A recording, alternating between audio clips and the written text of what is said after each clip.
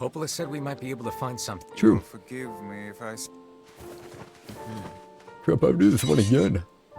Okay, I think the Emil was green. She had like 34 fellow mates, if I recall right. We're gonna do this one quick, because we've done it before. You know, I've been thinking, why was a shade hanging out with a machine? It appeared the creature was actually issuing orders to that mechanical minion. Not sure if it's orders, but The okay. shade had a reason for what it did? Actually, Look, it doesn't matter what a shade is or isn't thinking. All that matters is that we kill every last one of them. Oh, I mean, right. Sure. The idea of a shade trying to protect a robot is goddamn absurd. Still, you guys should be careful. What do you mean? If the shade inside me ever takes over, I'm probably going to attack you. haven't you already attacked us or was that earlier? It's Later. not gonna happen. You are no shade. The lad is correct. You are many things, hussy, but a Hussy. shade is not one of them. Shades, for example, do not come equipped with such foul and scurrilous mouths. I mean, you'd think so, but if How you're about I possessed. cram your face up your own asshole, book? Don't worry, Kaine. If your shade ever takes over, I'll stop you. You will you? Thanks, Emil. But to be fair, he had a weapon of war. He could actually probably do it too. If he went all out. Or definitely could if he went all out.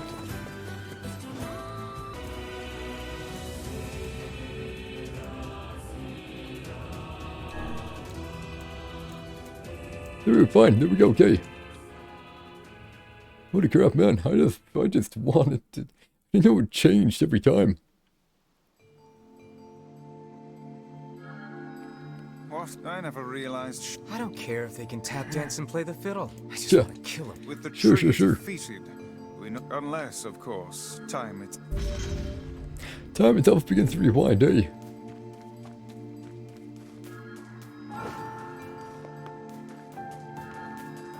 All I know is supposedly that the quest we have to have all fragments before. Maybe Popola's found some information. Very well. So we probably should do that, eh? Man, I didn't know that had... Last time it was green, okay. Last time it was green. I didn't know the words change. If I would have known, it would have been... Well, definitely a lot simpler than what I made it to be. I wasn't even able to be in the sun. Well, I guess not in the sun right now, but... You get what I mean, hey? I mean, they're like me even in the sun. They're basically human, right? Kinda like Kaine, hey? I cannot fathom that village setting up a mercantile. They must have truly opened their minds. I'm gonna hope they have good weapons. I'm gonna Yeah, I actually have my go there. doubts. Aren't you glad to be going back home, Kaine? Home? The place is a shithole. Ooh, the village. It's home to so many terrible little memories, isn't it, Kaine? Sorry, I just wanted to hear that. Shut up, Nope. shut up, shut up! You got it done. Okay, sure. I just wanted to, listen to it, see what they had to say, hey. See if it was anything good, eh? I mean, We do not desire. We do not desire needless conflict. If we can continue to live with humans, wait, so they really are shades, eh? Then we can continue to live peacefully. But that young man will come. Yes, the young man will come. Oh crap. Kill us all. Women and children included. what should we do? What can we do?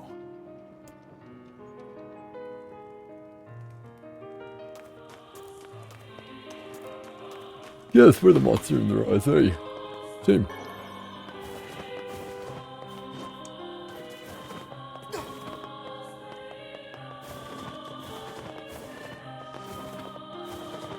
Wait, how tanky is this guy gonna be now? Holy crap, wait. They were tanky before, but man, we're gonna have to like depend on the magic power up because otherwise we just won't be able to do it. Free one. Free one. Let's turn the shade, there it is. Beware, this man is a shade. Damn it! It's a trap! I figured as much. Yeah, but They've been possessed somehow. Keep your guard up. Others are surely lurking nearby. Can you attack already? There, okay, there it You guys is. sure are taking your goddamn time. 1,000 apologies. We were distracted by the local More. Oh, welcoming these guys, I party. see. Want some help? A carnival of murder? I love it. Yeah. Sorry, y'all. Oh crap, you actually did damage, eh? Oh, not much, but get some. But not all of them. Some are still human, so be careful. This is kind of annoying, but it is what it is, okay? Then we have to do blocks and stuff like that, which is a pain in the butt. Whatever.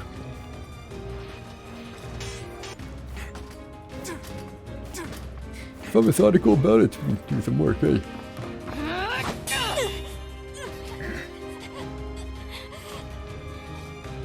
Man, we really have to kill him, eh? No way! I'm not gonna abandon my own sister! That's kinda bad. Kaine, what's going on?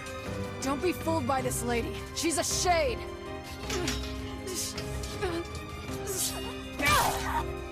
Ooh, yikes, shame. Oy, oy, oy. No! No! You monsters, right?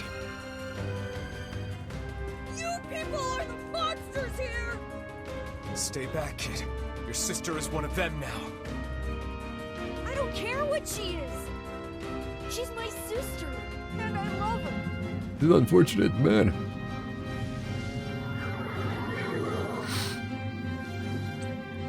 He's just shade in human vessels, eh? Oh, stabby, stabby, eh? Kaine! Butt shot, okay, sure, whatever. Man, I really don't want to do this again, but whatever.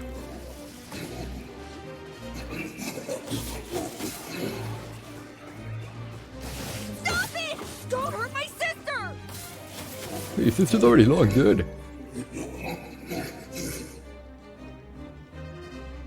It's actually really good.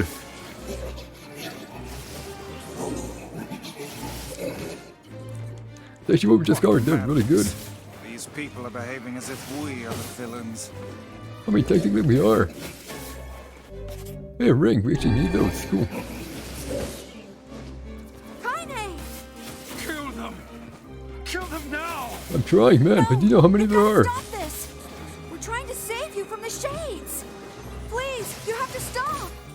Emil! Yeah, guys, you know how many there are, Get right? out of here! Kaine! Kaine, get up! Hurry! I'm not getting out of here. The little vixen has finally run out of steam. Is it my turn now? Are you sure about that sunshine? No. Stop this at once! Leave us in peace! Yeah, well, guess that works too.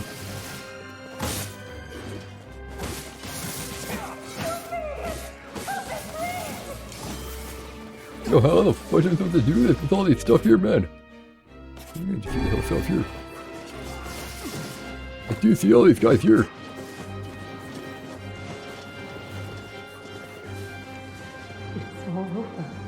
Let me go over the last one, but it's just gonna take some time.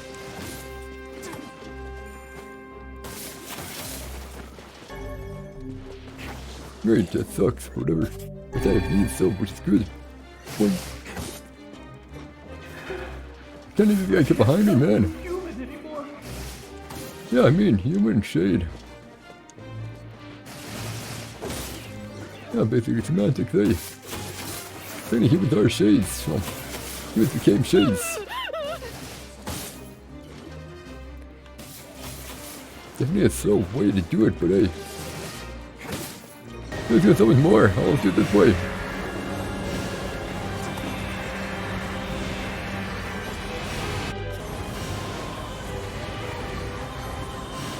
Actually, I have words. Nice. There we go.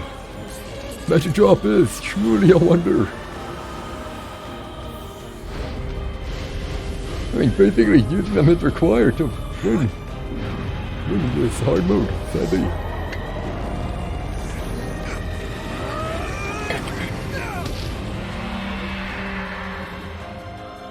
Here we go, okay. Oh, we have to go to the back. Okay. Wait, this is we have to do right. Yep.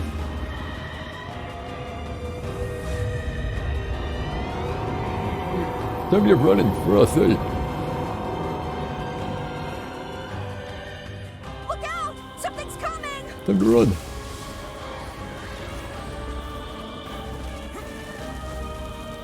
Its weak point is located around the back. Try attacking it from above. I'll try to pin it down! Emil! Yeah, there we go. I tried going up and kind of failed on me, but okay. I'll keep it busy. You should be able to attack. Could hear it. Behind. Yeah, Go okay. around and get it. Please, hurry. Emil can handle this. We must circle behind the creature at once. Yeah, it's kind of what we're doing here. You must strike it in the eye. I'm aware.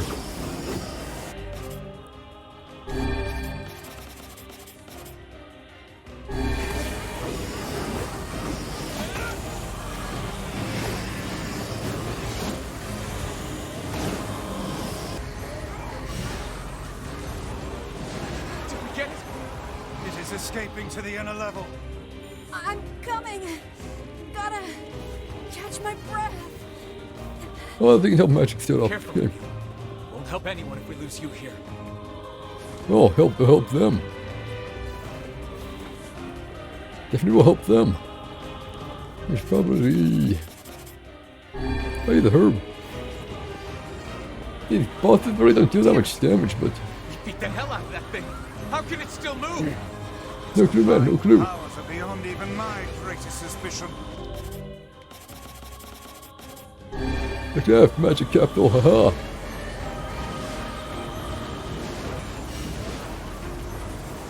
Any time now, any second now. Come on, help me take it out. Joe, I'm aware. I'm trying, man.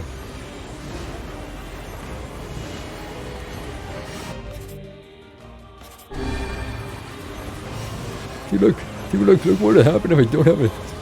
It's so bad. This is double, mind you, it's double. Without it, you wouldn't be able to have enough damage. Kinda sucks, but it is what it is, eh?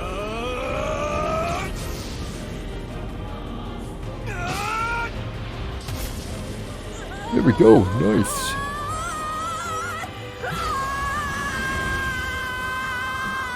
Crap, well.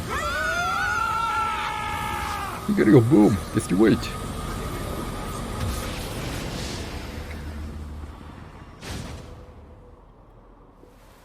Yeah, they're fairly dead, fairly dead.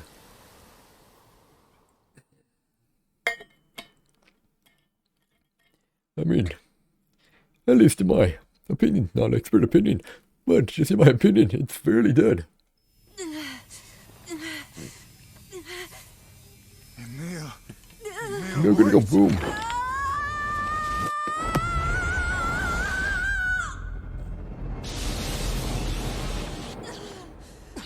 Emil!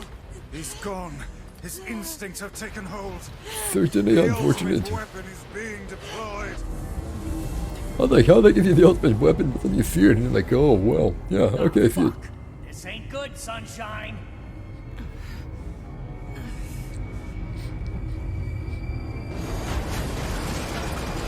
Yeah, that really ain't good.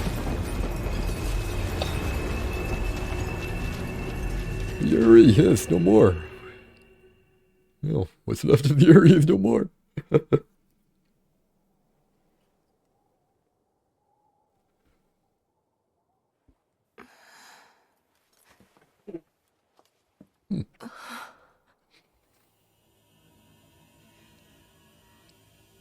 Okay, I think he's gonna chill out now, I think.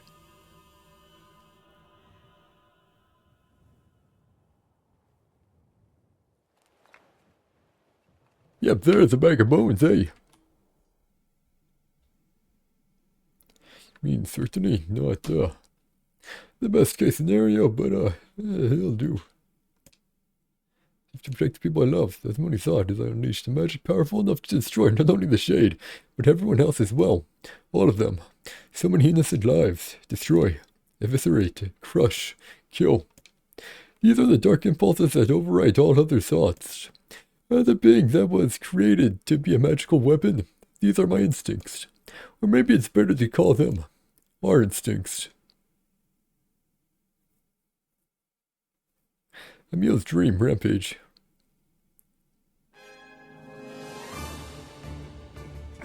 Crap, it's a story, fudge. Crap, give me a lot of reading. Okay, well. Fine, yeah, sure. Okay. I guess we can water first, then we'll continue. Last one was super long, so this will probably be the same long. Okay. Okay. The klaxon sounds from deep within the bowels of the laboratory. Thick metal shutters drop down, sealing off the room with a series of dull metal thuds. Abort the experiment. Number 6 is out of control. Everyone get out of here now. Get out of here. The researcher's words are abruptly cut off as a massive hand materializes out of the gloom and lifts him high into the air. The researcher begins to scream. He screams and screams, the sound echoing off the walls and the laboratory, till the hand squeezes down, coating the room in a deep crimson hue. The rest of his colleagues stand in silence, mouths open, unable to process what they have just seen. Then a female scientist takes a deep step back and lets fly with a heartbreaking wail. But this is a terrible mistake, for the sound of her cry suddenly brings forth a monster in all of its terrible glory. It's bloody, its body the bloated corpse, its head a grinning skull, and it is a massive, many times the size of a human.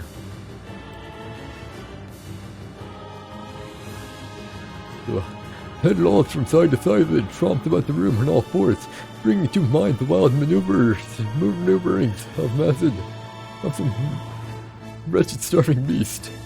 This creature, this thing, is experimental weapon number 6, also known as Halua. No, please stop. Oh God, save me, save me. I don't want to die. One by one, the manic cries of the researchers are silenced. Number 6 understands their petitions, but pays them no heed, instead continuing its rampage of destruction and slaughter with a focus that borders on obsession. Oh man, fine. After an eternity, the screaming stops. The alarm falls silent, and only then does the creature make a sound, howling out with an unfathomable roar that echoes up and down the empty halls of the blood-soaked laboratory. It's a sound that curses those who had dared to bring such evil into the world, and yet one that also seems to be pleading for help.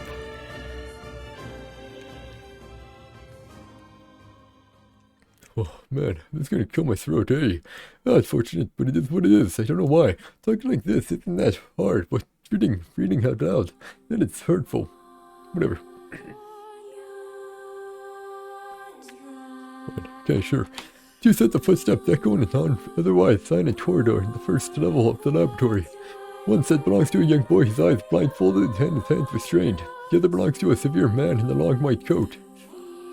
The man drags the boy along by means of a long chain attached to a set of shackles on his wrist.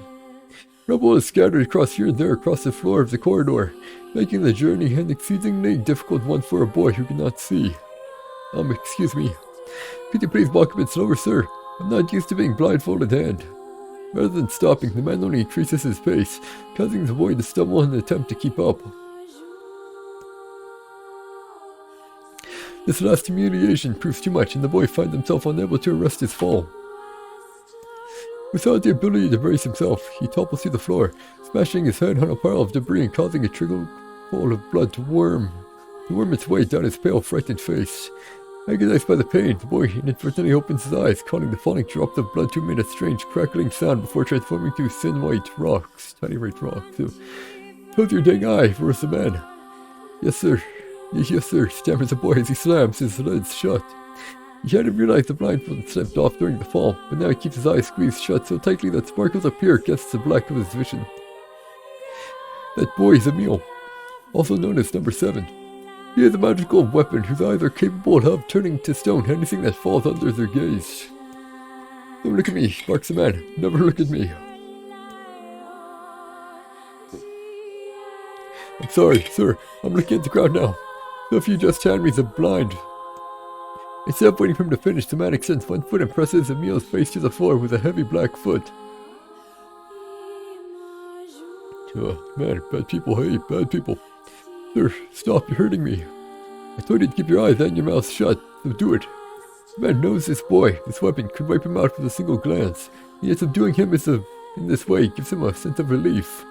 After making certain the boy is sufficiently cowed, the man leans down, retrieves the blindfold, and knots it tightly around the boy's quivering head. Right then, on your feet, let's move. Emil staggers to his feet, trying to ignore the red liquid oozing down his face. The blood doesn't matter. The pain doesn't matter. All that matters is finishing the job they had set out for him to do. The second level of the laboratory is even worse shaped than the first. The environs are littered with rubble and rock, making the thought of a decent foothold laughable. When the man's eyes lingered on a section of rubble stained a deep red, he had the sudden image of warm, gooey brownies slathered in strawberry sauce. Oh, yikes, that's pretty bad. His stomach lurches at the thought, but when he attempts to avert his eyes, they land on the remains of a human being rendered into what can only be described as paste. The man blinks, his mind goes strangely blank before attempting to determine exactly how many humans had to be sacrificed to create the scattered piles of flesh around him. After a moment, his thoughts simply cease altogether, as if his mind realizes that trying to put such a thing into his form is folly. You can go the rest of the way on your own, says the man in a voice much weaker than he wishes it to be. I mean, what does it matter? You're not even human, you're a monster. With this, the man spins around and dashes back down the hall. Helpless Emil simply listens as the footsteps of his erstwhile captor fade into the distance.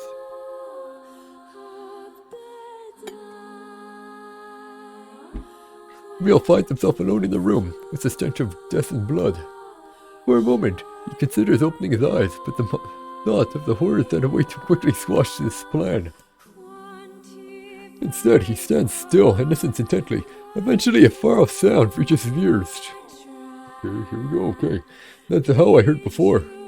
Emil resumed walking, using the sound of the distant voice to guide him. Almost as if he was calling him home. By the time Emil reaches the third level, he is moving on memory as much as sound. His hands and face are covered with fresh wounds from numerous falls, but every time he thinks about giving up, his mind returns to his sister. Okay, yeah, sure. We studied together. We ate cookies together. We cried together. Oy. We laughed together. And sometimes I was the only one who got yelled at. That's why I was never lonely. Our being together allowed me to stay strong. For Emil, his sister was all he had to live for. So holding that feeling close to his chest, he presses on, one slow step after the other. Finally, Emil finds himself drawing close to a certain experimental chamber in the deepest parts of the laboratory. The howl is very close now, and as he touches the switch that controls the door, he thinks about his mission. Number 6 is the ultimate weapon.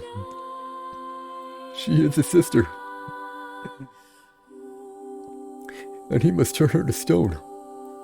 The door slowly opens, revealing the massive interior of the experimentation chamber. After a few steps, Emil removes his blindfold and slowly opens his eyes. His sister looks before him, but she looks nothing like the girl he once knew. Instead, he sees a savage beast crawling on all fours, slowly the shredded remains of researches.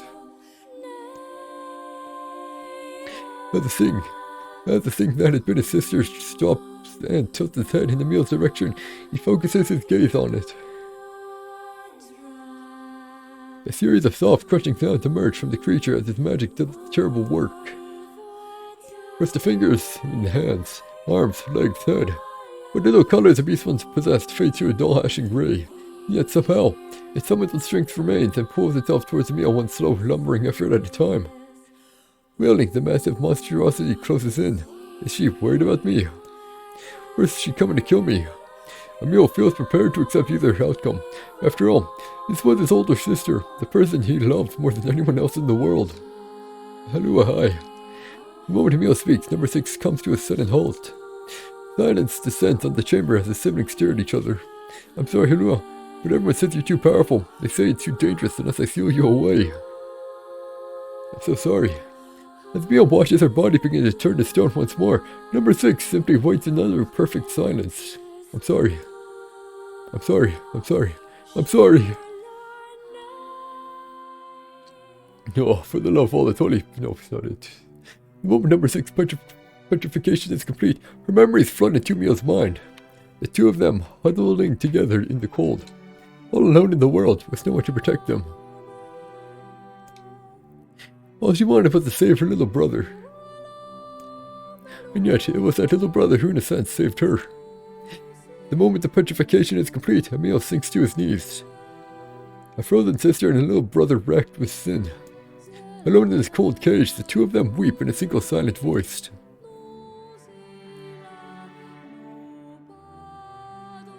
Is it done? Is it done? It was our combined powers that destroyed the Eyrie. Whole existences, entire lives, even their memories. We took it all. We took everything. My sweet, gentle sister turned into a monster, and the same thing will happen to me now that I have her power. If my instinct as a weapon went out and destroyed me in the process, if that power ended up hurting someone I love,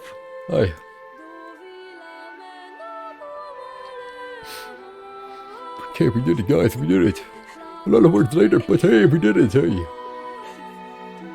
Weird, now my voice doesn't hurt at all, just when I'm reading. Kinda weird, but okay. I must speak differently when I'm reading. Oh, dear Emil. You killed many people, hey. Yes, you did. But you saved us. If it wasn't for you, we'd all be dead. No, we too would be dead.